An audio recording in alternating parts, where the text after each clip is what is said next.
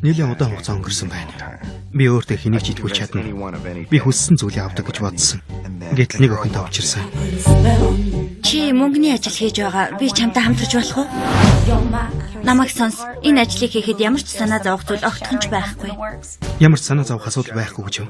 Байхгүй. Юунд санаа зовох хэрэггүй юу? Хэрэггүй. Үнэхээр янзтай.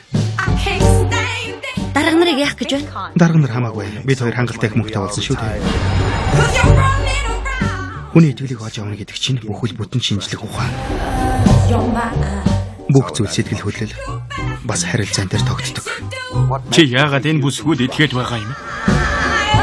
Энэ тоглоомд хайр гэж байх ёсгүй. Тоглоцгоо ил дөө. Чи хүснээ авсаар л байна Би л байсан бол энэ залууд итгэхгүй байх байсан. Тэгээ чамд итгэх юм уу? Чи ч асуудалд орлоо доо. Чи бүх хүмүүсийн мөнгийг миний мөнгийг Арайчтай. Чи энэ бүхэнд буруутай. Чи энэ тоглоомд ялагдаж байна. Чамайг худлаа хэлсэнд чинь би итгэж чадахгүй нэ. Итгэж чадахгүй байна гэсэн үү? Итгэж чадахгүй. Чи үргэлж худлаа ярьдаг болохоор бид ингээд үхлээ хүлээгээд сууж байгаа юм.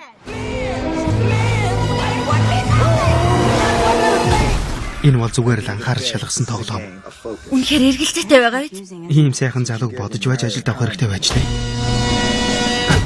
Бурхан минь гэж.